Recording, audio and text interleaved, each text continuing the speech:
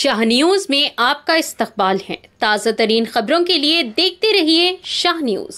కల్వకుర్తి అన్ని మండలాలలో తిరుగుతున్నప్పుడు ఈ 2-3 రోజుల నుంచి వచ్చినట్టు వర్షాలకు తుఫాన్ ఎఫెక్ట్ తోటి కొన్ని పంటలు దెబ్బతిన్నాయి. ముఖ్యంగా ఈ కాటన్ పత్తిది, అదేవిధంగా కొంత వరి, వేరే పంటలకు అంత ఎక్కువ నష్టం కాకుండా కూడా ఈరోజు ఈ కాటన్ ఫస్ట్ ఒకటి తీయకుండా అట్లనే ఉంచిండ్రు, లేబర్ లేకుండా అనుకోండి. అది కూడా నాని పాడైపోయింది, నల్లగా అయింది. తర్వాత కొన్ని కాయలు ఇప్పుడు తీసేటట్టుగా లేదు అందులో నుంచి. అందులో మొలకలు కూడా వచ్చినాయి, జర్మినేషన్ అయిపోయింది.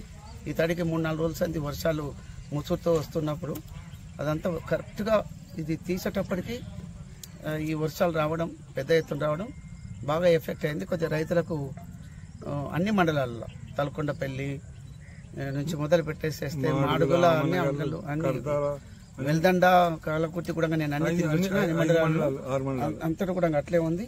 ఇంకా కూడా కొన్ని చెరువులు నిండినాయి, మరి అందులో నుంచి ఓవర్ఫ్లో అవుతూ ఉంది, అలుగులు వెళ్తూ ఉన్నాయి, మత్తడి దొంకుతూ ఉంది.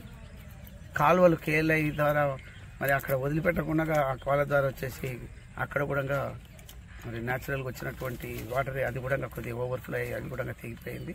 రైతులకు అట్లా కూడా కొంత నష్టం జరుగుతూ ఉంది. అక్కడ నుంచి పైనుంచి వచ్చిన ఫ్లో తోటి ఏమంటారు ఉష్క కొట్టేసేసి మట్టి కొట్టేసేసి పొలాల మీద, వరి పొలాలలో కూడా అక్కడక్కడ అది కూడా నష్టం జరిగింది కల్వకుర్తి ప్రాంతంలో. ఏదేమైనప్పటికీ ఈ ముఖ్యంగా ఈ కాటన్ నుంచి పత్తి వేసినటువంటి రైతులకు మంచి క్రాప్ వచ్చిందని ఈ సంవత్సరం అనుకుంటే నష్టం జరిగే విధంగా అంత నల్లగా వచ్చింది. తర్వాత పూజు పట్టిపోయింది, అంటే ఈ మచ్చలు ఉంది. మంచి క్వాలిటీ అయితే రాదు. క్వాలిటీ తక్కువ ఉండి వచ్చినా కూడా కొంత బెనిఫిట్ అవుతుంది అనుకుంటే ఇందులో అది బయటికి కూడా వెళ్ళే 50% నష్టపోవడానికి ఇక్కడ ఉంది.